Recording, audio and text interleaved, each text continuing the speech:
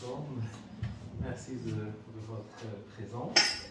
On est très ravis de recevoir notre ami et compatriote, grand écrivain Hassan. Donc, il nous fera donc, une petite présentation sur le roman, mais pas que. Il a donc sa stratégie, donc il veut parler aussi, je crois, du Maroc, de la situation d'alors et du développement qu'a connu le Maroc. Il faut dire que j'ai pu lire une partie du roman, et surtout la première partie où c'est Hassan, il racontait un peu cette période difficile vécue au Msid, donc l'école coranique. Et ça m'a vraiment rappelé ma période aussi, parce que peut-être on est un peu de la même génération. Mais moi, c'était l'inverse. J'ai vu que c'est Hassan, tu as beaucoup souffert durant cette période. Et moi, à l'inverse, j'avais vraiment un prof, je me rappelle, très aimable. Et la relation donc, a été même prolongée de manière familiale entre nous. Mais l'exemple, votre exemple, il est un peu spécial. J'espère qu'il n'est pas général en Maroc. Très bien, donc on aura combien de temps pour la présentation? Je sais pas, c'est en fonction de peut-être... Non, juste votre présentation. Une demi-heure. Une demi-heure après l'échange. Après, c'est l'échange très intéressant. Très bien, d'accord. Donc je donne la parole à Hassan, que je vous demande de saluer. Merci beaucoup.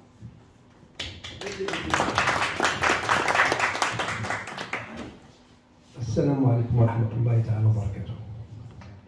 Donc, très ravi d'être dans cette belle salle, vraiment très symbolique.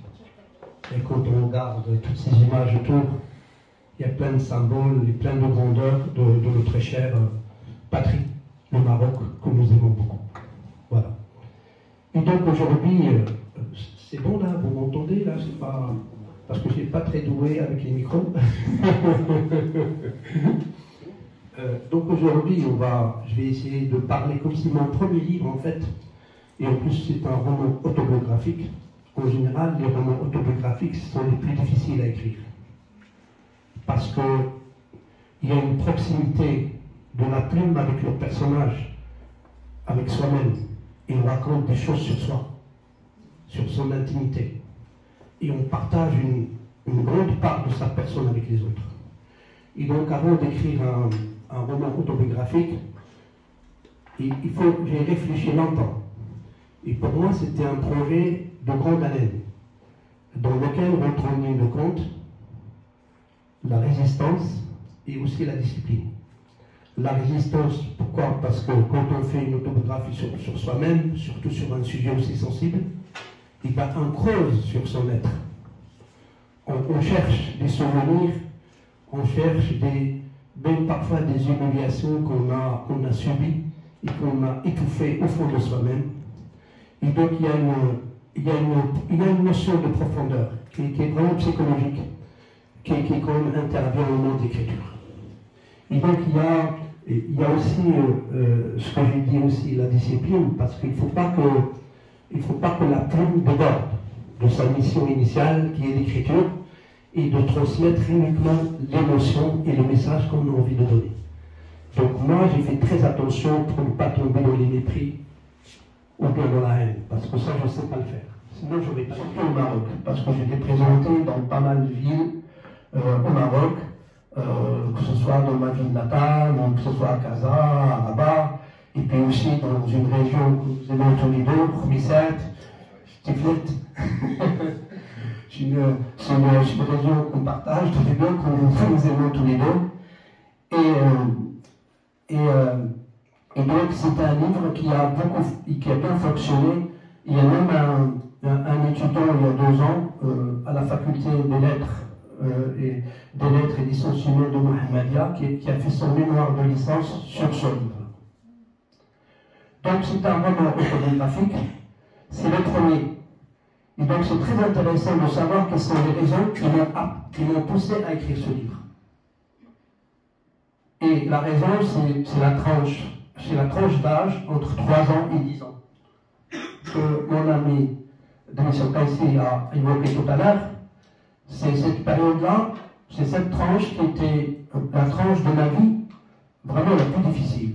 Franchement, la plus difficile parce que très longtemps, même plus tard, quand j'ai fait des études, j'étais papa, il y a ma fille qui est ici, j'étais papa, il y a quand même toujours ce que j'appelle moi des démons de la souffrance qui reviennent. Et des fois vous ne comprenez pas pourquoi vous n'êtes pas bien. Vous faites des cauchemars, et en plus ce sont des choses qui reviennent de manière très aléatoire. On a beau, franchement, moi je suis quelqu'un qui est assez spirituel, j'aime bien les gens, et souvent je sais prendre sur moi-même aussi quand j'aime les gens.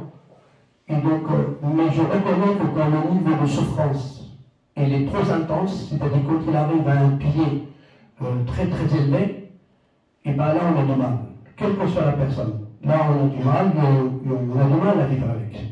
Surtout que ces démons de la souffrance, ils sont toujours tapés à l'ombre en fait. Et ils surgissent souvent dans des moments où il y a aussi à tout le mois en fait.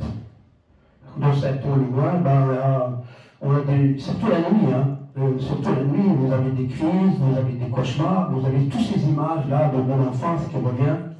Et cette personne qui était particulièrement ombrageante, qui est toujours là. Et donc moi, j'ai écrit ce livre à cause de cette période et dans un objectif uniquement thérapeutique pour moi. Parce que je me suis renseigné, j'ai vu des psychiatres, j'ai vu des psychologues, et un jour, il y a un radiologue qui m'a fait une IRM de la tête. Et quand il a vu les résultats, il m'a dit, monsieur Baxis, juste en rigolant, il était gentil. Il m'a dit, même les gens qui ont fait la guerre d'Indochine n'ont pas une tête pareille. Quand il a vu le nombre de traces et le nombre de trous, vous voyez un qui est très proéminent, on peut le voir. Et en plus, je suis déjà arrangé, franchement, le visage était bien plein de traces et la tête n'en parle pas. Et donc, j'ai souffert de cette période. Pourquoi? C'est ça qui est important. Pourquoi? Et bien, c'est à l'époque, à Mohammedia, puisque je suis né à Mohammedia, il y avait une offre de travail qui était importante. Parce qu'il y avait beaucoup d'usines, et du coup, ma mère et mon père travaillaient tous les deux. Ils travaillaient vraiment tous les deux. Et donc, comme il n'y avait pas, à l'époque, il n'y avait pas d'école maternelle, il n'y avait pas de garderie, il n'y avait pas de crèche d'enfants, et bien, mes parents étaient obligés de me mettre chez un psy, mais j'ai toujours écrit en guillemets, parce que je suis quand même, j'aime bien ma religion, j'ai beaucoup de considération pour les psys, et pour les gens aussi qui enseignent des choses sacrées, j'ai beaucoup de respect. Mais ceci dit, là où j'étais, c'était un garage qui était dans un coin de la rue de la cité Nicolas où je suis né, à Mohammedia. C'est une cité qui était bâtie par des Français, on l'appelle Haï Nicolas, qui est pas loin de la Casbah de Mohammedia. Et donc il y avait, sur le coin d'une rue, il y avait un site, donc c'était un garage dans lequel on a rétréci en fait la porte pour que ça fasse une porte normale d'une maison. Et donc nous, on était une trentaine d'enfants en fait. Trentaine d'enfants, il y avait à peine 2 ans. Moi, quand j'ai commencé, c'était 3 ans. Et je suis resté dans ce local, et c'était un local où on était assis, ce qu'on appelle l'hasera. Vous savez ce que c'est l'hasera? C'est la natte qui est dure. Et donc, on était tout le temps à la pénombre. Parce que comme c'était un garage, il n'y avait pas de lucarne et il n'y avait pas de fenêtre. Et donc on était assis à l'intérieur du matin au soir. Et c'était vraiment très très dur. C'était vraiment très dur, surtout que la personne, vraiment, il était très très encourageant et très coléreux. Très très coléreux. Il n'hésitait pas à utiliser les bons moyens. Et donc moi, plus tard, quand je revois un peu quand ça passe par un kaléidoscope, je me dis, mais peut-être parmi mes compagnons, il y a peut-être des enfants qui étaient par exemple dyslexiques, ou des enfants qui étaient à la limite autistes, qui avaient un spectre autistique mais léger, ou des enfants qui avaient des problèmes de mémoire, et qui ne pouvaient pas retenir. et bien ceux-là, ils étaient vraiment très très connus. Et donc, c'est pour ça que quand je vois ce que nous avons subi, et que je vois le Maroc comme il est actuellement, c'est vraiment c'est deux mondes différents en fait. C'est pour ça qu'il faut lire le livre dans une époque particulière, dans un contexte particulier. Moi, je ne n'égalise pas.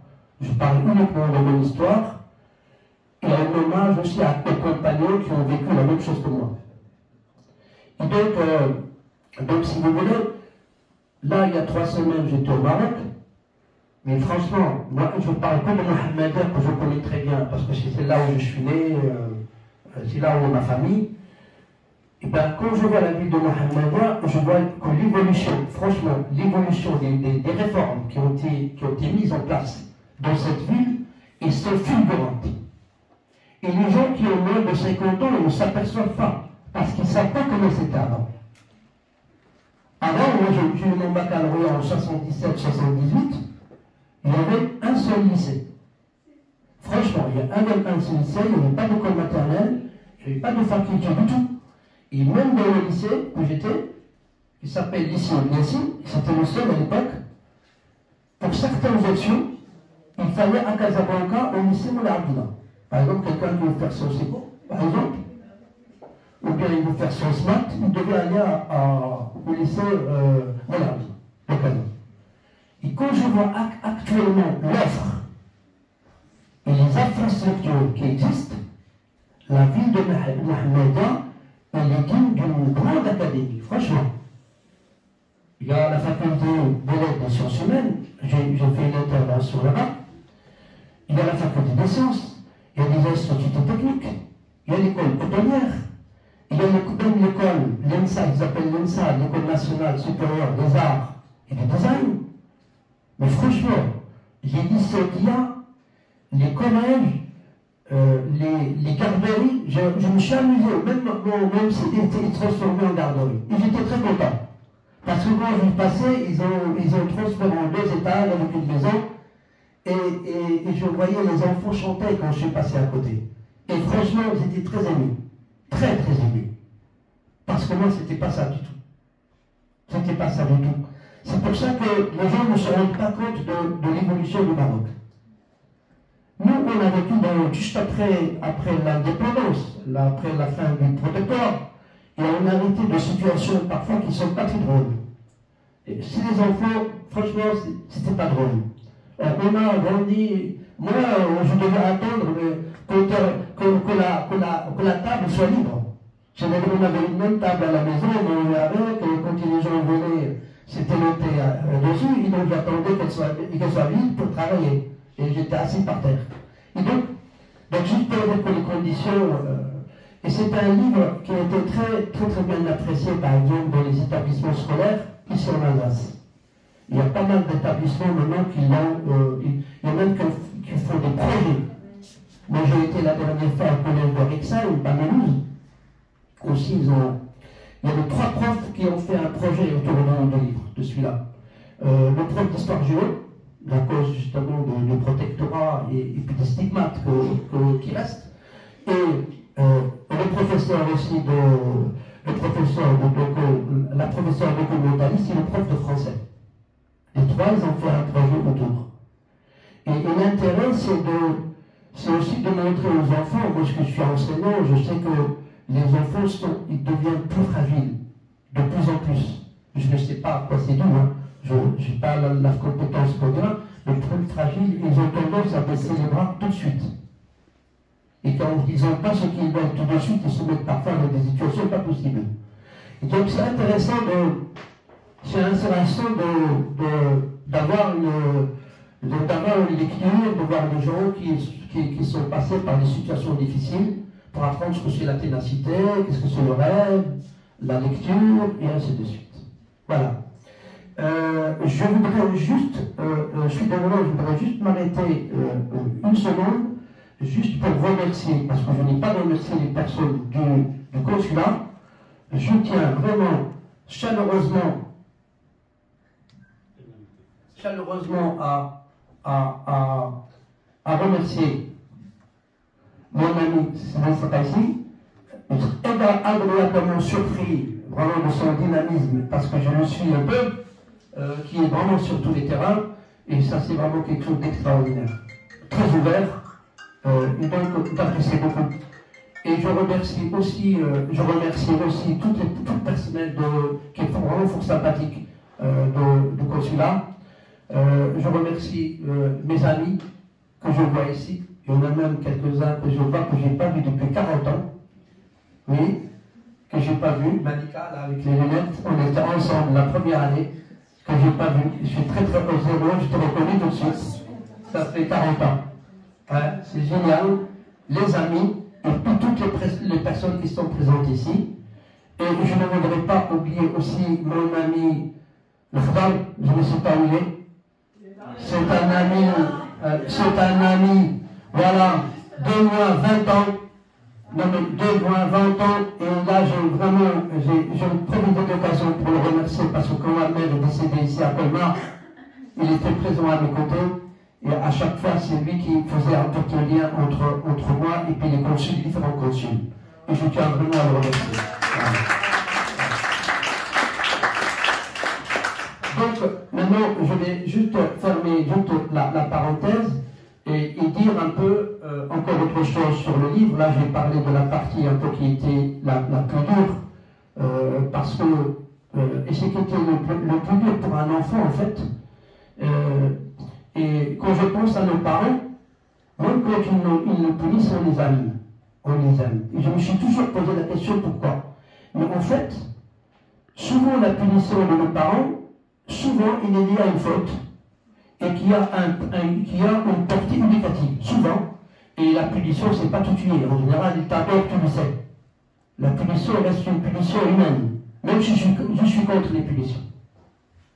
On les adore souvent, les gens, même s'ils ont reçu des talents, des trucs comme ça, tu leur parles de sa maman ou de son père, c'est dégueu. Et c'est normal. Mais par contre, ce qu'un enfant ne supporte pas, il n'oublie pas, c'est quand il est puni injustement. C'est ça la différence. C'est quand la punition elle est disproportionnée et injuste, et surtout quand elle est récurrente. C'est comme moi, c'était pendant de 3 ans jusqu'à 10 ans. Parce que mon père, il était curieux, moi je l'aime beaucoup, mais il avait une obsession, c'est une obsession, une espèce de fixation. Il voulait absolument que j'apprenne la moitié de Coran, c'est-à-dire 30 risques. Il avait cette obsession-là. Et je crois qu'il est arrivé. Parce qu'il me semble, pour ceux qui connaissent, il me semble que je suis arrivé à l'Hizb de la Surat al-Isra. Je pense que c'est la 30e. Je pense que c'est la 30e. Et donc je suis arrivé là. Il me semble que c'est ça. Mais il est arrivé sans but. Mais ce qui était incroyable, c'est qu'on m'imposait de faire ça, mais lui, je ne l'ai jamais vu en train de faire la prière. C'est ça le paradoxe. Mais franchement, c'est ça le paradoxe. Et moi, malgré, et je le raconte dans le livre, malgré que j'étais vraiment, j'étais en but, on va dire, de traumatisme, qu'il soit physique tout d'abord, parce que le type nous prenait parfois par la, je ne sais pas si vous vous rendez compte, avec les plumes qui s'étaient en bois, le plume. Et pour sortir le soir, il faut apprendre la face du jour. Parce que le loha, il avait 2 faces. La face du jour, donc tu la caches et tu lis. Et tu récites. Mais si jamais tu ne récites pas, il te met le problème ici. Et il soulève. Donc on avait toujours cette partie qui était blessée. Tout le temps. Et c'est vraiment, et je ne raconte pas, et il le faisait à tout le monde. Et ce qui est incroyable, et j'en parle un peu dans mon livre, c'est le silence. C'est le silence des adultes. C'est quelque chose que je n'ai jamais compris. C'est-à-dire que les enfants, ils rentraient le soir tous avec des échymoses, avec des blessures ouvertes. Même moi, il m'a fait une fois un trou. Moi, je me rappelle, un trou, j'ai saigné, mais franchement, comme un mouton. Et il a dû appeler ma grand-mère, et ma grand-mère, elle a utilisé les moyens. Le moyen, vous allez sûrement rigoler, c'est tahmira. Tahmira, c'est le papier carouge. Alors, on m'a rempli le trou avec. J'ai dormi chez elle jusqu'au lendemain. C'était terrible. C'était vraiment terrible. Donc moi, franchement, et ce qui était incroyable, c'est que j'étais à côté, soi-disant, d'un ski, mais vraiment, il n'explique rien du tout. Mais il ne vous explique rien. C'est-à-dire que lui, sa mission, c'est, en non, tout le monde doit réciter, mais pendant toute la journée. Mais à haute voix. À haute voix. Et pas loin du MSI, il y avait on n'avait pas de chance, même pas, parce que le MSI était au col, et tout de suite, quand on contourne le coin, même pas à 15 mètres, il y avait un moulin. C'est un moulin qui était bien achalandé et qui fonctionnait toute la journée. Et donc on avait la double danate, on avait le bruit, vraiment, parce qu'on récitait, on n'était pas au même diapason. On n'est pas arrivé à la même sourate. Il y en a qui, les petits, commencent par apprendre juste oralement les petites sourates, et les autres étaient déjà en avance. Et donc ce qui fait, il y avait ces deux bruits-là, que moi j'appelle la symphonie de la terreur. Je traînais ce bruit, franchement, dans la tête très longtemps. Et même quand je sortais le soir, et quand je dormais, j'avais toujours ce bruit et ces résonances. Et c'était quand même compliqué. Franchement, c'était très compliqué. Et donc, ce qui est intéressant, maintenant, ça c'est la partie, je vous explique. Et donc, moi, donc j'ai écrit mais dans un but thérapeutique. Pourquoi? Mais parce que j'ai vu qu'il y a pas mal de... j'ai lu, et j'ai vu qu'il y a pas mal d'artistes peintres. Il y a des artistes peintres qui sont très connus, et des romanciers, et même des gens qui sont médecins, qui ont eu des enfants scoutiques. Donc je me suis intéressé à ça en fait. Je me suis dit, je vais chercher les gens qui ont un itinéraire dans l'enfance, mais qui soit chaotique, mais comment ils ont fait pour s'en sortir. Et alors par exemple, je ne sais pas si vous avez entendu de Boris Cyrulnik. Vous l'avez entendu parler, ou je vous en parle. Boris Cyrulnik, c'est un neuropsychiatre qui est encore en vie. C'est un neuropsychiatre et qui est considéré comme une signature quand même littéraire, puisqu'il a écrit pas mal de livres. C'est un neuropsychiatre qui a écrit pas mal de livres qui sont traduits en plusieurs langues. Et alors il a écrit ce qu'on appelle la résilience, la reconstruction de la personne. Et j'ai lu par exemple, il y a 3 ans, j'ai lu son dernier livre qui s'appelle La nuit, j'écrirai des soleils. Il dit des choses, mais moi je me dis, mais j'ai raison d'écrire ce livre. Il écrit des choses, mais énormes. Il dit, mais ça c'est un neuropsychiatre. Il aurait pu, je me suis dit, moi, la question qui m'est arrivée à l'esprit, je me dis, monsieur, c'est un neuropsychiatre qui est très imminent. S'il a des problèmes, il aurait pu se soigner par la thérapie des classiques, des médicaments.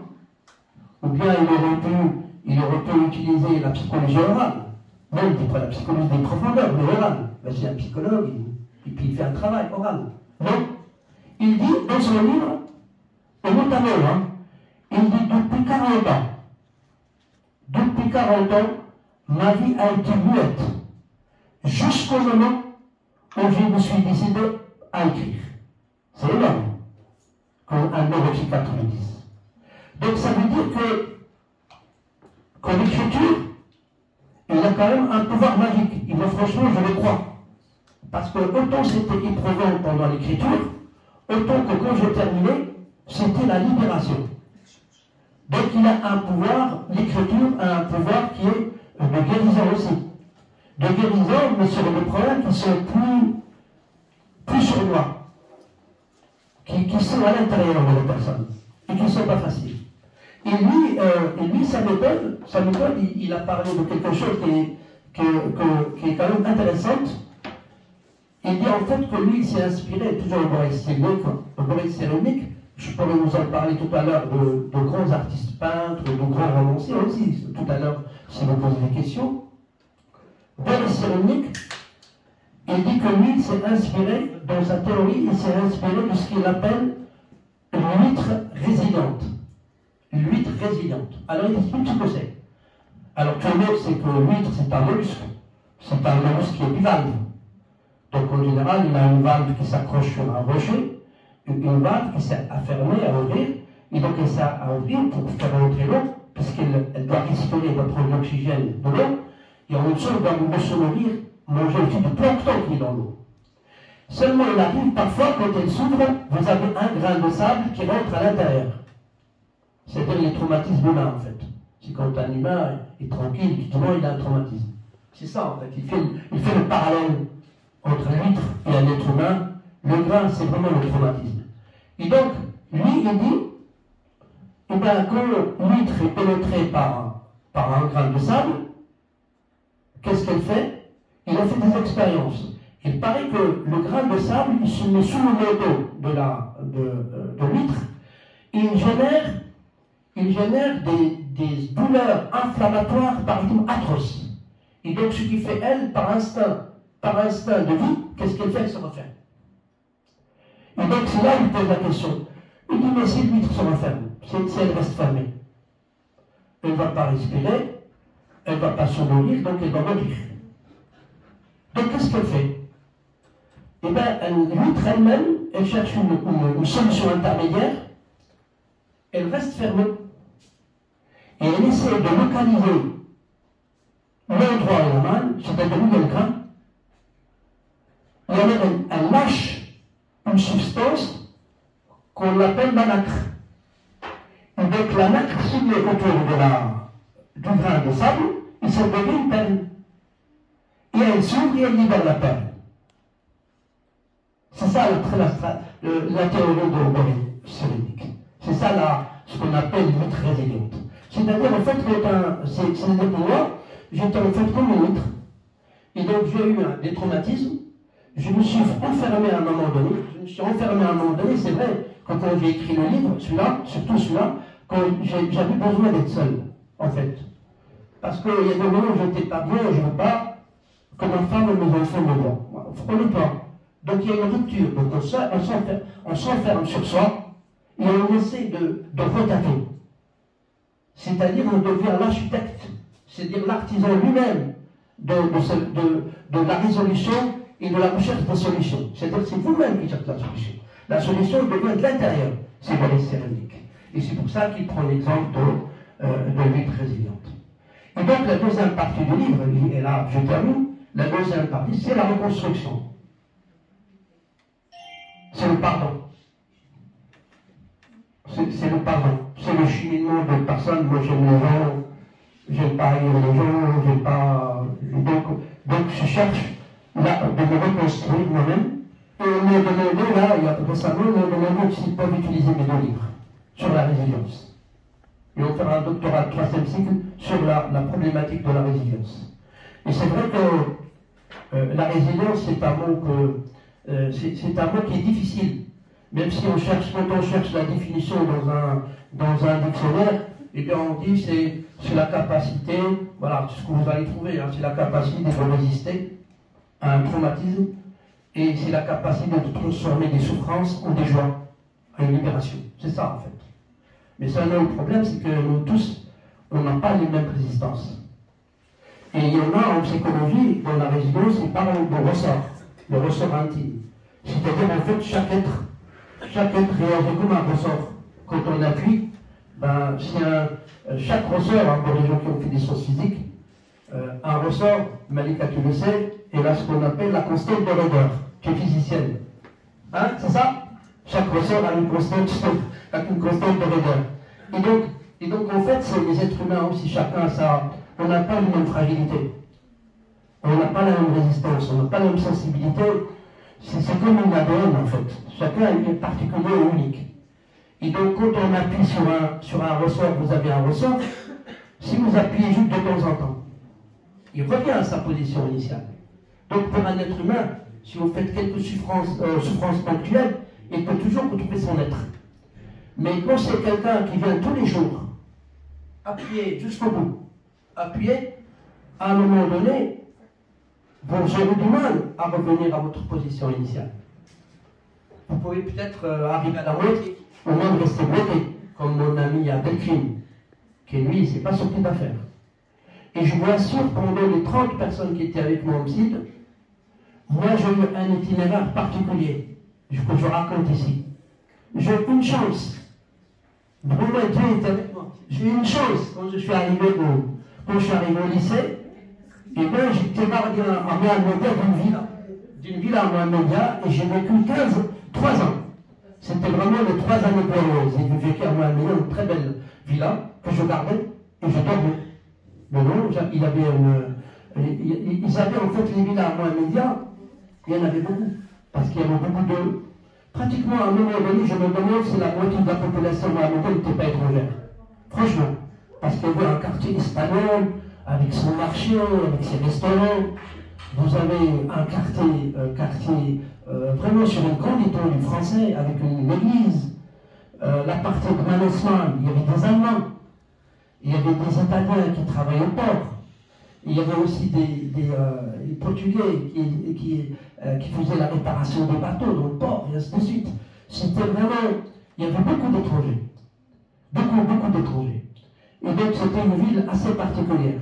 Vraiment très particulière. Voilà. Et donc j'ai eu la chance de garder une villa pendant 3 ans. Et c'est là où et c'est vrai que quand je la gardais, c'est mon père qui touchait l'argent à l'usine. Parce que les villas appartenaient à une usine qui s'appelait à l'époque Géo. Et maintenant, cette usine, c'est la Koutoubia. C'est elle qui fait maintenant les saucisses, tout ça que vous mangez un peu partout au Maroc. C'est une usine qui est énorme. Mon père travaillait dans cette usine, et cette usine avait une centaine de villas mohammediennes. Et ils ont demandé aux gens qui avaient beaucoup d'enfants pour les aider. S'ils ont un garçon pour garder la villa, moi j'ai dit, super. On était 7 frères et sœurs, et mes 2 parents vivaient dans une maison avec 2 chambres, cuisine, salle de bain. C'était petit. Et donc je me suis retrouvé dans une villa, j'ai vécu 3 ans. Franchement, 3 ans. Je ne sais pas si j'ai amené les photos. 3 ans, et j'ai fait la connaissance des gens, que ce soit des Marocains, des choses comme ça, des Français. Et là, c'est là où ça a commencé. J'ai apprécié la littérature. Vraiment, les gens qui étaient autour de moi, la littérature, que ce soit aussi l'histoire des arts. Donc je suis un fan de l'histoire des arts, l'histoire des grands peintres. Et alors pourtant je suis mathématicien, j'ai une formation de mathématicien. Et c'est ça qui toujours étonne les gens. Ils disent comment ça, il peut parler de ça. Mais en fait, c'est moi. C'est ma vie. J'adore lire. Il n'y a pas une semaine où je ne lis pas un bouquin. Et ça peut être dans tous les domaines. Tous les domaines. Voilà. Et j'espère que j'ai dit suffisamment sur le livre. Maintenant, c'est le tour des questions. Peut-être avec les questions, j'arriverai encore à répondre et à étayer encore mes idées. Voilà. Et je vous remercie. Barakallahu fik, si Hassan. Ça nous rappelle la belle ville de Mohammedia, la ville des fleurs. C'est ça. La route de Mohammedia, quand on partait à Casa, sur la route nationale. Mais Mohammedia, pour moi, personnellement, c'est aussi la raffinerie de pétrole. Mais surtout, l'équipe de Shabab Mohammedia, les grands jours. Très bien. Farah, c'est là. C'est des amis. C'était des grands joueurs de l'équipe nationale de 1976. C'est vrai. Qui a eu la Coupe d'Afrique. Donc, c'est Hassan, merci beaucoup. Je crois que la présentation elle est très bonne, parce que tu as parlé donc des 2 parties les plus importantes. Mais la première partie que j'ai beaucoup appréciée, c'est vrai aussi, c'est bien de parler de l'évolution. C'est vrai qu'il y a eu des changements. Et d'ailleurs, on peut la cadrer dans la violence contre les enfants, tout simplement. C'est de la violence contre les enfants, ça. Qui peut émaner des profs, comme peut-être de quelques parents. Et je voudrais vous informer d'ailleurs, au niveau de nos relations avec le Conseil de l'Europe, il y a une convention de Lanzarote sur la protection des enfants. Donc le Maroc l'a signée et devrait être ratifiée dans les semaines qui viennent. Juste pour t'informer comme ça, on est plus donc sur les normes du Conseil de l'Europe, mais il y a un effort à faire, bien sûr, parce que les écoles coraniques au Maroc, il y en a où sévissent aussi ce genre de comportement, surtout dans les campagnes. Donc, sur la punition des parents, j'ai beaucoup aimé le fait que vous en avez parlé, mais pas de manière péjorative à 100%. Le fait que la sanction, ce qui dérange plus, c'est l'injustice, c'est vrai. Je voudrais juste partager avec vous une séquence que je me rappelle toujours avec mon papa Rahman. Je me rappelle un jour, donc je ne sais pas pourquoi. Donc il m'a donné une claque ici. Le lendemain, il y avait du bleu. Donc il a trouvé lui qui m'a frappé. Je lui ai dit, c'était toi hier. Alors il a commencé à pleurer. Je sais pas. Mais c'est ça les parents. parents. On peut pas, on les adore. C'est ça. Et... Donc, je vous donne l'occasion de poser des questions à M. Hassan. Il y aura donc la signature des livres par ses soins pour votre copie, chacun de vous. Ce que vous pouvez faire, se mettre avec les élèves, les enfants sans défense. Merci, Stéphane. C'est vrai que j'aime beaucoup le style de Schreiby. Il en a parlé aussi.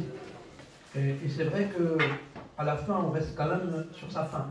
Parce qu'on ne sait pas ce qu'il en pense et on ne sait pas le message qu'il veut transmettre aussi. Moi j'étais très clair avec ce livre.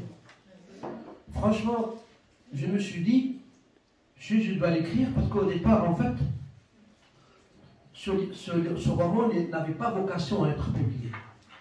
Au départ, je voulais juste écrire un journal pour mon épouse et mes enfants. Parce que mon épouse est alsacienne, mes 2 enfants ils sont nés à Colmar, et c'est vrai qu'ils ne connaissent pas mon histoire. Ça n'a rien à voir avec l'amour, avec ce qu'on partage, mais quand même, il y a une histoire, et parfois ils me regardent, mais ils ne comprennent pas.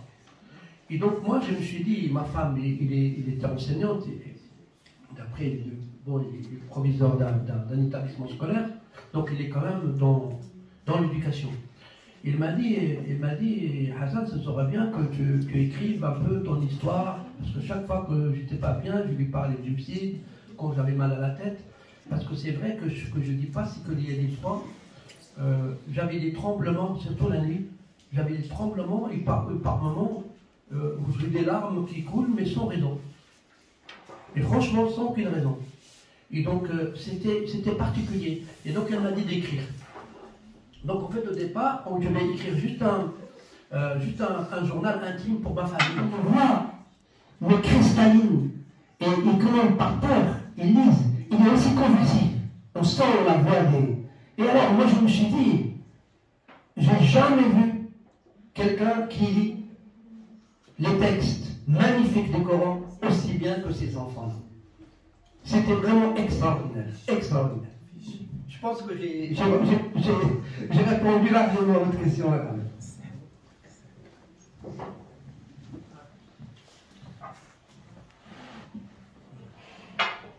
Merci c'est Hassan pour ce roman. Je présente moi c'est Hamjidi. Alors physiquement peut-être on a quelque chose de commun, ça se voit, mais d'autres choses en commun. C'est que moi je suis de Ben Slimane, c'est pas loin, de Mohamedia. Et j'étais Ben Slimane. Oui, et je suis mathématicien. Oh, j'étais 2 fois Ben Slimane. 2 fois Ben Slimane. Voilà. Donc, cette histoire de Sid, bon, il y a plein d'histoires que nous avons vécues, hein, la génération de juste scolarisée après l'indépendance. Alors, moi, ce qui me frappe, c'est le fait que l'enseignement était basé sur la mémorisation. Et moi, ça m'a causé un problème, en même temps les mathématiques. Parce que les mathématiques, on apprenait des mathématiques qui n'ont aucun lien avec la réalité. Alors ici, maintenant on dit qu'en primaire, il faut présenter des problèmes qui disent quelque chose à l'élève. Et nous, on avait deux situations, aucun lien avec la réalité. Et donc, ça m'a beaucoup frappé. Ça m'a beaucoup frappé aussi le fait qu'on est obligé de répéter des textes et on ne comprenait pas le sens. On ne nous demande jamais d'explication. C'est parler. Donc le respect de l'enfant. Donc, alors merci beaucoup pour ce roman. Je me retrouve quelque part et j'ai toujours, il y a une différence, moi j'ai toujours un projet d'écrire parce qu'il y a plein de choses. Moi je suis de la campagne, donc il y a des histoires. Parce que par rapport à nous, les enfants de la campagne, les enfants d'Aville, ils ont beaucoup de chance. Hein? Nous, on faisait donc 10 km pour aller à l'école. Et il n'y avait pas de cantine. On emmenait nos pains dans le cartable. Et ce qu'il y a aussi qui m'a traumatisé aussi, c'est que nous, on était à côté de la ville de Bestina, mais il a été décidé que pendant 5 années, on ne va pas scolariser les enfants de la campagne. Il y avait un problème de place, ce qui fait que ça a fait beaucoup de dégâts. Il y avait beaucoup d'enfants qui n'ont pas eu la possibilité d'aller à l'école. Mais on avait un MC, et les coûts et tout ça, on en avait reçu. Mais évidemment, ça diffère des parents. Moi, mon père, il me donnait des raclés.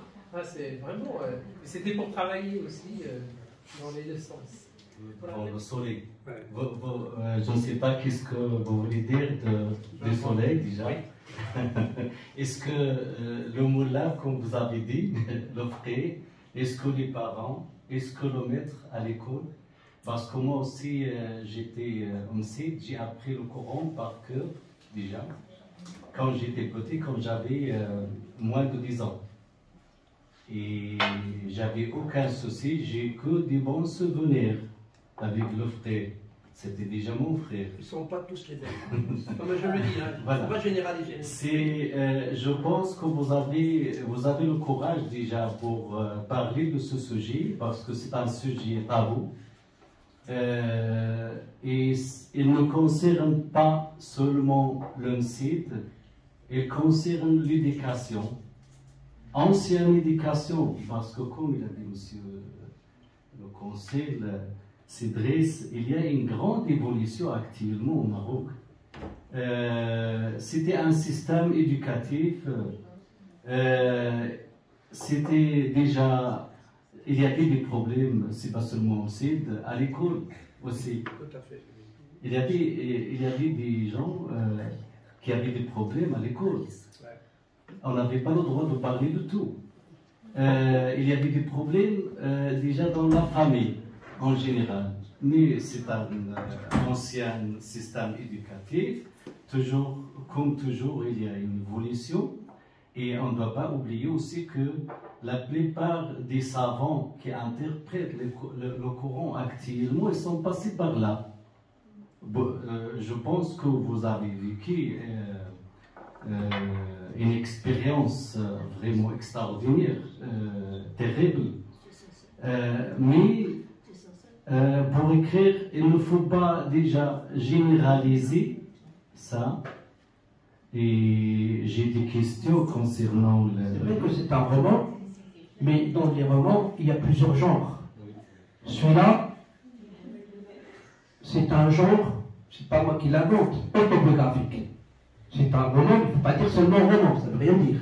C'est un roman d'un genre autobiographique. Ça veut dire quoi? Ça veut dire que la narration, elle est à la première personne. C'est comme ça qu'on reconnaît que tu racontes sur toi-même. La personne, il est lui-même la matière du roman. Il n'y a pas d'autre personnage que lui. Donc c'est un roman d'un genre autobiographique. Celui-là, il est différent. Celui-là, il est différent. Pourquoi il est différent? Parce que les personnages, même si elle est réaliste, à un moment donné, j'avais plus d'informations, donc j'ai renoncé. Donc il y a des personnages qui sont imaginaires, que c'est moi qui les imagine, et c'est moi qui imagine les histoires qui ont entre les différents personnages, avec des idées, comme je dis, des idées secondaires, des secondes plus importantes, et ainsi de suite, et il y a une trame d'écriture qui permet de développer le récit. Et celui-là, c'est un roman, mais de genre romanesque. Parce qu'il correspond aux caractéristiques d'un genre romanesque. Donc les romans, il y a des romans policiers, il y a des romans sur l'histoire, par exemple l'histoire des guerres, il y en a plus, il y a toute une flopée. Et donc là, j'ai répondu concernant et là, je vais quand même profiter de dire quelque chose sur celui-là, parce qu'il y a un ami qui m'a beaucoup aidé, franchement, même pour le premier livre, qui m'a beaucoup aidé, qui est un universitaire, qui est à Mohamedia, qui enseigne à l'ENSA, dans l'École nationale supérieure des arts et du design, qui est rattaché à la faculté Hassan de Casablanca. Et c'est lui qui a fait la préface, une très très belle préface. Il s'appelle vraiment Youssef Sadek Al-Alawi. Et j'aimerais bien au moins en parler, puisqu'on est quand même presque entre amis. Il m'a beaucoup aidé dans le sens que, en même temps, il fait de la thérapie par l'art. Et donc il a un atelier, c'est un grand artiste peintre. Et il est très dynamique au Maroc. Par exemple, quand il y a des jours de fête à Essaouira, il était déjà coordonnateur. Quand il y a du cinéma à Tanger, il est à Tanger. C'est quelqu'un, vraiment un Marocain que j'apprécie beaucoup et qui a travaillé avec moi sur ce livre. Et comme il a travaillé avec moi sur ce livre, il y a 3 semaines, on était invité à la faculté des sciences de Ainsba, des sciences économiques à Ainsba. On était toute l'après-midi tous les deux et il y avait un monde fou. On l'a fait avec des élèves de master, mais il y avait pas mal d'enseignants, parce qu'en sciences économiques, ils ont aussi une option sur le développement personnel, sur le développement personnel, le contrôle de soi, et ainsi de suite. Et donc, comme c'est traité ici, comme ici, il y a la résilience, si vous voulez, par l'art plastique, et il y a aussi la résilience par la musique. Et celui-là, il y a l'art par l'écriture. Donc en fait, mes deux livres complètent vraiment une il boucle la boucle. Il y a les 3 résiliences. Le premier, c'est la résilience par l'écriture. Le premier, pardon. Et le deuxième ici, c'est l'histoire de 2 sœurs jumelles. Aussi, ils vont perdre leur maman parce qu'elle a une leucémie à l'âge de 3 ans. Et on va voir le cheminement de vie qu'ils vont mener. Et donc, ils vont devoir se construire. Surtout qu'il y a une des jumelles qui est malentendante. Donc il y a la problématique des enfants malentendants et ainsi de suite. Et donc il y a une reconstruction, chacune a pris un chemin pour se construire. Et donc il y a le point commun des deux, c'est la résilience. Des deux. Et vous voyez que c'est une fixation. C'est une obsession aussi. Donc il faut acheter les deux. Oh non. Donc, maintenant pour la facture. Pourquoi le titre, la facture? C'est vrai que quand on choisit un titre, on met trop de temps. Franchement, trop de temps. J'avais au moins 5 ou 6 propositions différentes. Mais pourquoi la facture? Parce que la facture, elle répond en fait à 2 choses. La facture, c'est-à-dire que les enfants de mon âge à l'époque, juste après l'indépendance, ils ont payé une infrastructure, une facture qui était très salée, par manque de structure, parce qu'il n'y avait pas de structure. C'est pour ça que le Maroc maintenant, c'est par rapport à ce qu'il y a avant, franchement, il y a partout, dans tous les pays, il y a des problèmes. Il n'y a pas un pays. Mais quand je vois, en période de 40 ans, l'évolution à Mohamedia, mais c'est énorme. Au niveau de construction, les infrastructures, les routes, c'est inimaginable. Donc le Maroc, il a vraiment très très bien évolué. Et c'est pour ça que j'insiste toujours, dès que les gens qui ont moins de 50 ans, il faudrait quand même qu'ils piochent un peu sur l'histoire avant, pour voir comment c'était avant.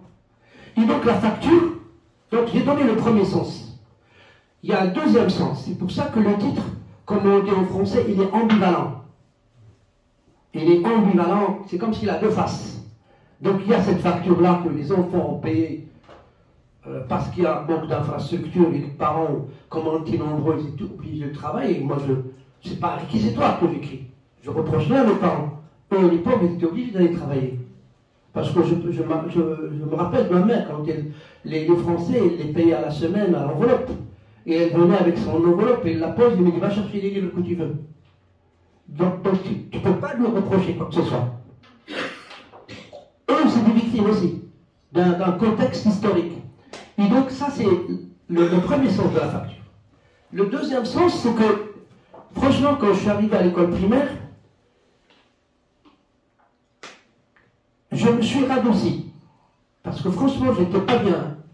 Et d'ailleurs, j'étais, juste pour vous dire pourquoi j'étais pas bien, et ça ne savait pas pourquoi.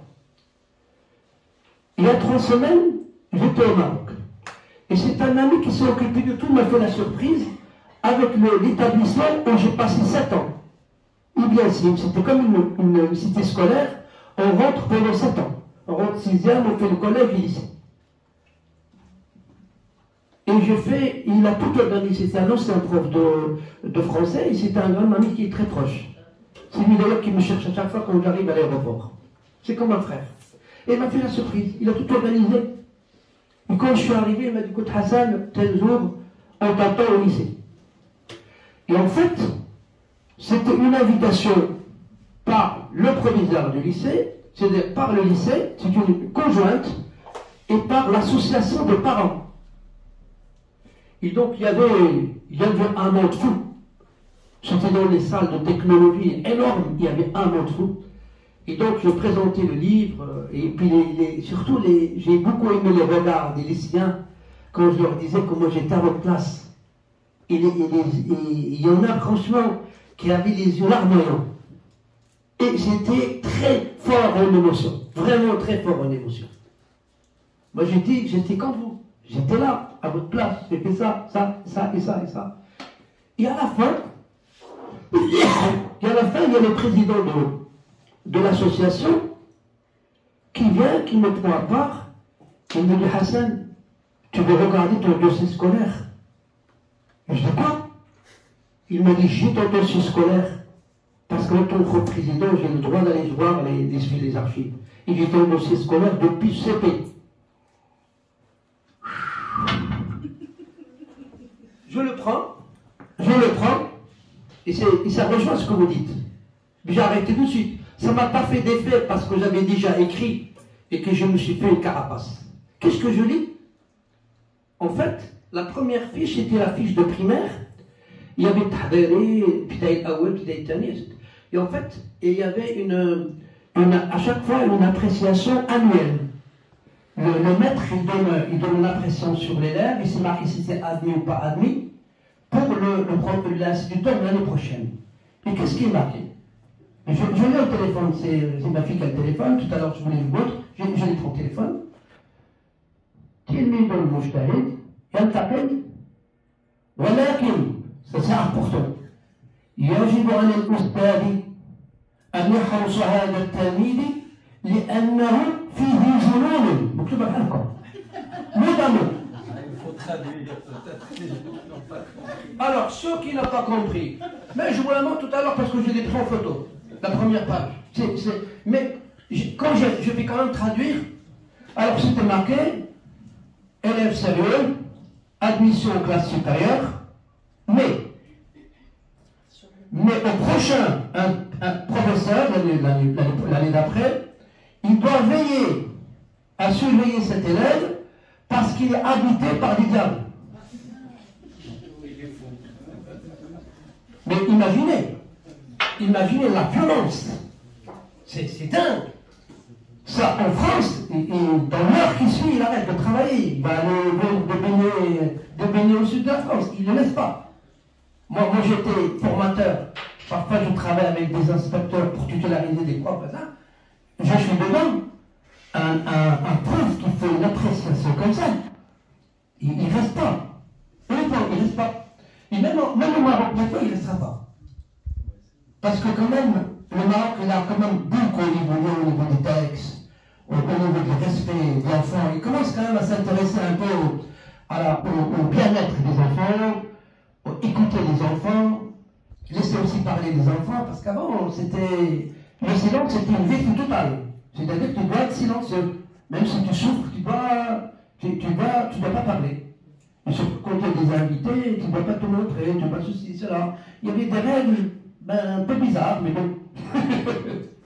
donc vous voyez, donc ça rejoint ce que vous dites, je vous assure. Mais quand je l'ai vu, il m'a regardé, je lui ai dit, ça ne me fait plus rien. Ça me fait plus rien. Parce que ma force est là-dedans. Je l'ai puisé là-dedans. Vous voyez, c'est quelqu'un qui n'est pas préparé, qui regarde ça sur lui. C'est inimaginable, c'est impensable. Et qu'un instituteur dise une chose pareille, au moins il pourrait dire qu'il a des difficultés, et il a des difficultés de santé, des choses comme ça, mais dire qu'il est habité par le diable. Donc après moi j'ai répondu, je croyais qu'en écrivant, j'ai éjecté tous mes traumatismes, mais je crois que j'ai éjecté aussi le diable de ce petit instinct. Voilà.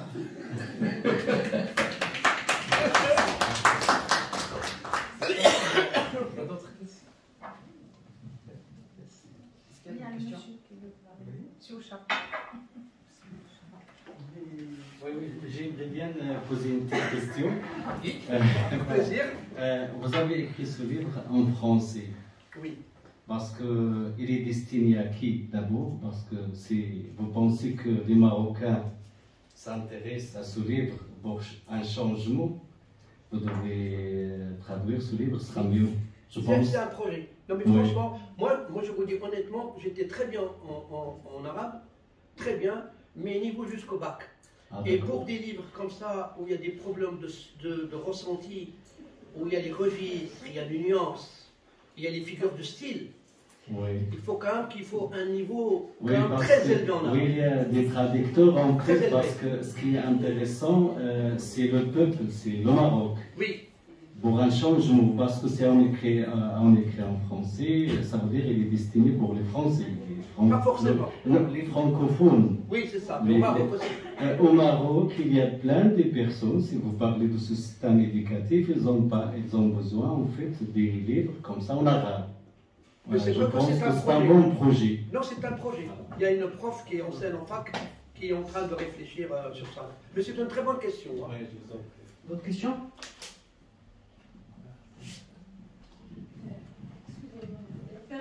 Juste pour la phrase là, moi je n'ai pas, enfin telle qu'elle a été écrite, il a dit genoux, moi je ne la prendrais pas comme vous l'avez, je ne la prendrais pas comme vous. Parce qu'en fait ça peut signifier, il y a un grain de folie, enfin qui veut dire plus passion, c'est quelqu'un de passionné. Et là il y a que vous qui pouvez comprendre comment vous vous comportez en classe. Moi je ne la prendrais pas comme vous l'avez écrit, parce que ce n'est pas écrit habité par le diable. Il y a des genoux, ça peut être vraiment ou passionné, ou quelqu'un qui est enflammé, qui s'intéresse à beaucoup de choses. Donc ça peut être positif. C'est possible, c'est une interprétation possible. Ça vous a fait mal. Mais c'est une interprétation possible. Mais voilà. Par rapport à ma situation, c'est par rapport à ma situation d'où je viens, parce qu'en fait, moi je vais vous expliquer, quand j'étais encore au CP, ma crainte, et je sais que je n'étais pas bien, ma crainte c'était que quand je serai à 4 heures, je devais aller au MSID. Et au MSID, je n'avais pas beaucoup de temps pour apprendre la face de l'aura. C'est ça, c'était vraiment très... J'étais dans la classe, mais j'étais très inquiet. Mais ce qui est incroyable, c'est que j'ai en même temps pris le bulletin, mais franchement, même moi je ne le savais pas, et comme il mettait la note et il mettait la classement, j'ai été premier partout. Je l'ai là, je vous le montre tout à l'heure, j'étais premier partout. Mais seulement j'étais inquiet. J'étais vraiment inquiet qu'en allant sur le site, parce que quand tu ne récites pas, après c'est... Franchement, j'avais peur de trembler. Et donc moi, c'est possible ce que vous dites, mais moi, je ne suis pas certain quand un enfant a des problèmes, il peut avoir des problèmes qui sont liés à sa physiologie. Il peut être autiste, il peut avoir des nervosités, mais il y a une flopée de problèmes qu'un enfant peut l'avoir. Mais on ne peut pas avoir une seule explication. Mais moi ce qui me choque, c'est le mot genou. Honnêtement, c'est ça. Et genou, ça veut dire ce que ça veut dire, ça veut dire diable. Pas nécessairement, désolé. Oui, peut-être. Oui, je comprends. Oui, je comprends ce que dit ma collègue Rachida. Et en arabe, c'est vrai, l'utilisation de genoux, elle n'est pas toujours positive. Parce qu'on peut dire mais genoux là, par exemple. Pas quelqu'un avec les genoux, peut-être que vous étiez surdoué par rapport aux autres. C'est vrai que j'étais premier partout. C'est ça. J'étais étonné d'ailleurs. Et les professeurs, Et le professeur en général, quand il y a quelqu'un surdoué, il le trouve pénible parce qu'il ne cesse de poser des questions et tu le mets en difficulté et il est dérangé. C'est pour ça qu'il a dit je crois que c'est positif comme a dit Madame. Oui, c'est possible. Les enseignants qu'on avait à cette époque, moi en tout cas personnellement, j'ai le même parcours que vous, je crois, comme la plupart de ceux. Comme, non, pas vous. C'était des enseignants qui étaient vraiment très dévoués. J'en garde de très bons souvenirs. Mais moi aussi. Et vraiment, ils étaient. Sur l'école publique, moi aussi. Oui, franchement. Oui, Rachida, mais ils ne sont pas tout. Hein. Je voulais commenter ce qu'a dit Siweza. D'ailleurs, ça m'a rappelé des souffrances en primaire. Hein. Shahada, on avait la journée de Shakl le jeudi, mais on avait un prof, peut-être qu'il est fou, c'est vrai. Il nous proposait la manière de se punir. Donc il nous proposait donc les croix des voitures, 3 genres, tu choisis laquelle et tu veux être puni avec. Donc il te demande donc de la main comme ça, il frappe.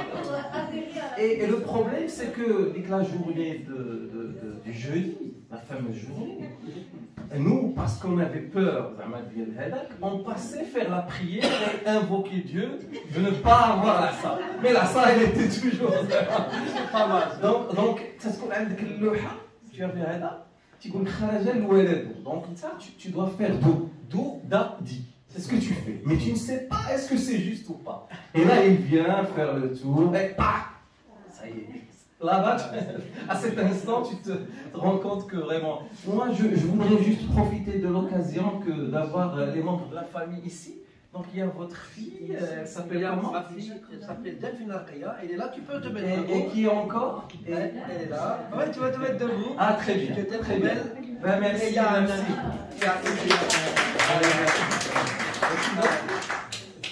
Qui d'autre? Et puis il y a un ami, Younes. Ah, Younes, tu peux te lever, Younes. Très bien. Très bien. Donc, je serais intéressé par un commentaire de votre fille, puisque au début, l'idée c'était vraiment de le faire pour la famille. Oui, c'est ça. Donc, tu voulais donc expliquer des choses. Je ne sais pas, votre fille, comment elle a vu donc tout le processus. Ça a certainement pris beaucoup de temps. Si elle peut nous raconter la période, les 2 ans, comment ça s'est passé, et est-ce que le papa il est resté le même? Qu'est-ce qui a changé? Et à la fin, donc la libération. Je ne sais pas comment vous avez donc comment vous avez pu vivre cette période. Déjà, je ne suis pas très objective puisque c'est mon papa et je suis fière de lui. Donc, forcément, pour moi, tout ce qu'il fait, surtout ce livre, c'est très bien. En plus, ça lui a permis de régler plein de soucis. Après ces 2 ans, il a passé beaucoup de temps au bureau en haut, c'est vrai, on n'a pas beaucoup vu. Mais a priori, ça a abouti sur quelque chose qui lui a fait du bien. Donc bon, c'était 2 années où finalement, il y a du bon qui est ressorti. Donc après moi, comment j'ai appréhendé le livre, c'est vrai que depuis que je suis toute petite, mon père me raconte tout ce qu'il a vécu au Maroc. C'est vrai que moi, depuis que je suis née, je suis en France. Chaque année, on va en vacances au Maroc, donc j'ai pas la même appréhension du Maroc que mon papa qui a vécu plusieurs années. Donc il m'a raconté tout ce qu'il faisait avec ses copains, j'ai connu la cité Nicolas. Je peux vous dire que mon père parle d'une maison, je ne sais pas si on peut parler d'une maison. Aujourd'hui, on ne se rend pas compte de la chance qu'on a ici, ne serait-ce que d'avoir des vraies toilettes. C'était des toilettes à la turque, c'était un plancher en bois avec un tube qui tombait dans la rue. C'était vraiment très très précaire. Et c'était une petite maison où ils étaient 7 enfants dedans. Aujourd'hui, que ce soit au Maroc ou ici, encore plus ici, je pense que c'est des choses qui ne seraient pas acceptées, pas viables. Donc le fait qu'il soit parti de ça et qu'il soit arrivé là où je l'ai aujourd'hui, tout ce qu'il a pu nous donner à moi et à mon frère et à ma maman, sincèrement c'est énorme. Donc moi je suis très très fière de lui. Et ce livre, il y a des bonnes choses, il y a peut-être des choses qui peuvent choquer, qui peuvent interroger, mais c'est mon papa, il est comme ça, et Et voilà. Voilà. Bonjour à tous. Maître Choukour, avocate au barreau de Strasbourg. Ah oui, d'accord. Non, mais je... Maître Choukour, avocate au barreau de Strasbourg. Déjà, merci Monsieur le Consul. Merci infiniment pour votre invitation et merci encore de participer à ce que les Marocains de Strasbourg ou les personnes d'origine marocaine puissent se retrouver autour d'un moment tel que celui-ci. Et effectivement, tout cela n'aurait pas pu avoir lieu si vous n'étiez pas là, puisque ça n'a pas été le cas pour vos prédécesseurs. Monsieur Vaxis, merci beaucoup. Merci pour votre ouvrage que je ne manquerai pas de lire avec intérêt.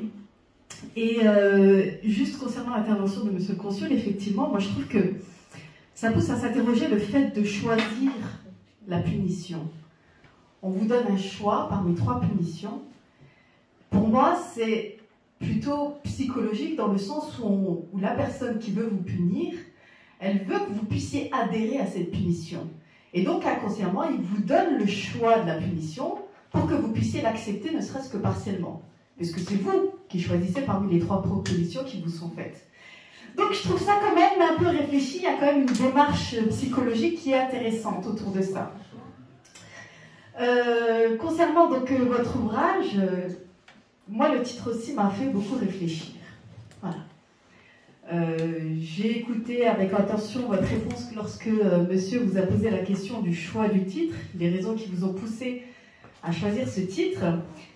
Vous avez évoqué 2 raisons essentielles et vous dites qu'effectivement, il y avait ce manque d'infrastructure qui a fait que vous l'avez appelé la facture, et également quand vous étiez en école élémentaire. Alors, je vais vous dire, ça me laisse un peu perplexe. Pourquoi ? Parce que d'une part, je pense que vous avez vécu avec votre temps. Quand vous évoquez le mot facture, c'est plutôt quelque chose de péjoratif. C'est qu'on vous demande de payer quelque chose. Voilà, on vous demande de payer. Et normalement, quand on vous demande de payer, il y a une prestation. Et si on parle de facture, c'est qu'on estime parfois, tel que vous le faites ressortir dans l'ouvrage, c'est que vous avez dû payer une facture que vous n'auriez pas dû. Voilà, c'est que quelque part, ce n'était pas justifié. Je regarde aussi par rapport à la vie de mes parents, puisque mes parents sont nés et ont grandi au Maroc. Et vous voyez, mon père, il est de Ben Slimane, c'était pas très loin de chez nous. Mais il a vécu à la campagne. Il allait à l'école à Ben Slimane, mais il devait marcher à pied pendant des kilomètres. Et souvent, ses parents ne voulaient pas qu'il aille à l'école parce qu'il devait s'occuper du bétail. Voilà. C'est qu'est-ce que je n'ai à faire de bécailler, va t'occuper des vaches là-bas et puis va faire peut-être ce qu'il y a à faire, etc. On a assez de travail ici. Mes parents lisent et écrivent parfaitement le français et l'arabe. Mon père s'est toujours attaché à ce que nous parlions, nous exprimions de la meilleure des manières à la maison. On n'avait pas le droit de dire un mot d'arabe au milieu d'une phrase en français. Voilà. Et moi, je ne vois pas ça comme une facture qu'il a dû payer, puisque même si effectivement les châtiments corporels, ils ont toujours été présents, et puis je pense que là aussi c'est le milieu culturel, hein, et parfois ça se transmet entre générations, donc j'ai bien compris que vous aviez stoppé cette machine infernale à votre stade, puisque vous aviez dit que vous n'adhériez pas à ce genre de pratique. Moi, je trouve que quelque part, il a vécu avec son temps, vous avez peut-être aussi vécu dans votre temps, hein, tout simplement, en fonction de la culture, en fonction de la religion, en fonction de l'éloignement peut-être des centres-villes, ou je ne sais pas comment c'était à l'époque. Moi, je n'ai pas eu d'enfance. Moi, je n'ai pas eu d'enfance. Vous n'avez pas du tout eu d'enfance? Plus du tout. Alors justement, moi la question que je me pose, parce que quand j'en parle avec mon père ou quand j'en parle avec ma mère, parce que ma mère, elle n'a pas pu continuer à l'école parce que bon, elle a été mariée, hein, elle était trop jolie, donc du coup on a dit à son père, dépêche-toi de la marier, des yeux verts, blanche de peau comme ça, tu vas avoir des problèmes très rapidement. Donc du coup, mais ça n'empêche qu'elle a pu aller à l'école une partie du temps. Et moi, je ne vois pas, c'est vrai qu'il y a eu des difficultés, mais j'estime qu'il n'y a pas ce côté facture qu'il n'aurait pas dû payer. Alors la question que je me pose, c'est est-ce que c'est pas plutôt la facture d'un enfant précoce? Est-ce que c'est pas plutôt ça? Parce que vous étiez en avance peut-être par rapport aux autres, vous aviez peut-être voilà, un cheminement intellectuel qui était beaucoup plus développé que d'autres, et est-ce que c'est pas ça qui a fait que vous avez dû payer une facture que vous n'estimiez pas devoir? Une simple remarque pour que vous sachiez, et là c'est mon histoire personnelle, vous avez évoqué qu'en France, ça ne pouvait jamais arriver ce genre de choses. Ben, je vais vous dire ce qui m'est arrivé quand j'étais en CP. J'étais la première de la classe, comme vous. Oui, c'est vrai. Moi, j'étais pas toujours le premier. Hein. Et figurez-vous qu'à chaque fois, peut-être. C'est ce qui a fait que j'ai un petit peu réussi. Un petit peu. Et à chaque fois qu'on terminait un devoir, on devait venir avec notre cahier au bureau de l'institutrice qui nous notait. Et une fois, j'ai eu la note de 7. Et mon institutrice m'a giflé. 7 sur 10. Elle m'a giflé. Elle m'a giflé. J'ai tout de suite pleuré. J'ai été profondément affectée. Je m'en souviens comme si c'était hier. Hein. J'étais au CP. Je suis rentrée chez moi, je ne parlais pas. Ma mère a tout de suite remarqué qu'il y avait un problème. Et je peux vous dire, elle était en train d'ouvrir un courrier de la poste. Elle avait son compte là-bas. Et elle me dit, qu'est-ce qui se passe? Et je lui dis, mais très timidement, je lui dis, rien. Elle me dit, non, je sais que ça ne va pas, dis-moi qu'est-ce qu'il y a. Et là, je pleure à cheveux de larmes. Je lui dis, je comprends pas, la maîtresse, elle m'a mis une claque. J'ai eu 7 sur 10, il y en a qui ont eu 4. Moi, elle m'a mis une claque et j'ai pas la plus mauvaise note. Pour moi, c'était incompréhensible, en fait. Je ne savais pas déjà qu'on pouvait frapper les enfants. Encore moins une institutrice dans l'école publique, laïque et obligatoire de la République. Voilà. Et ma mère a trouvé ça inadmissible. Elle m'a dit, je vais venir avec toi à l'école l'après-midi. Parce que donc à l'époque, pas à la cantine, ma mère préparait tous les repas. Donc l'après-midi, elle m'accompagne chez cette institutrice. Elle est remontée. Oui, madame, vous avez frappé ma fille. Vous n'avez pas le droit de la frapper. Ah, je me suis sentie mieux. Je me suis dit, ben voilà, ma mère me soutient. Et mon institutrice lui a dit, oui, c'est vrai, je lui ai mis une gifle. Parce que 7 sur 10, c'est pas Kautar. Kautar, c'est 10 sur 10. Et je voulais qu'elle comprenne qu'elle ne doit pas avoir 7 sur 10. Voilà. Donc, dans l'école française aussi, il y a eu des choses qui, à l'époque, étaient très humiliantes, parce que j'étais la seule de la classe à avoir eu une gifle. Hein. Il y avait des choses qui étaient très humiliantes. Il y avait notamment aussi le bonnet d'âne, qu'on faisait porter pendant toute la récréation à l'enfant qu'on estimait voilà, mauvais. Hein. Voilà, c'était l'humiliation. On avait un autre professeur dont on avait, enfin un instituteur dont on avait tous peur, puisqu'en fait, quand il estimait qu'au moment de la récréation, qu'il y avait un enfant qui était trop agité, il le prenait par le col, soulevait en l'air et le lâchait. Voilà. Et c'était l'animation de la récréation. Et puis voilà, c'est qu'est-ce qu'il a? Il va tomber, il va se blesser. Donc ça, c'est l'école française. Donc je pense que en France aussi, il se passait des choses qui n'auraient pas dû se passer. Je pense que ça a beaucoup évolué entre-temps. Mais voilà, la question que je me pose, c'est est-ce que, parce que vous l'avez dit vous-même, vous l'avez dit, les personnes qui ont subi ça, si aujourd'hui, eh ben, on leur demande, voilà, est-ce que vous aimez votre père, votre mère? Oui, bien sûr, même s'ils m'ont fait subir tout ça, ça reste mon père, ma mère, et puis c'est un amour inconditionnel. Est-ce que, voilà, cette facture, c'est pas plutôt la facture qu'a payé un enfant précoce à l'époque à Mohammedia? Je vous remercie. C'était un peu long, désolé. Non, mais c'est pas grave, c'est intéressant. Et je ne veux pas que les gens... moi, je suis pour la liberté. Quelqu'un peut comprendre mon livre comme il l'entend. Et justement, c'est ça qui est intéressant. Ça, c'est la liberté. Chacun, suivant son itinéraire, suivant sa vie, il va essayer de voir des choses intéressantes, des choses pour lesquelles il n'est pas d'accord. Ça, moi, j'en conviens. Moi, j'ai l'habitude du principe contradictoire et je n'ai pas de problème avec ça, en fait. Donc, juste pour être précis, quand j'avais dit tout à l'heure que moi, j'ai enseigné quand même 37 ans, et c'est vrai que pendant toute ma carrière, je n'ai jamais puni un élève.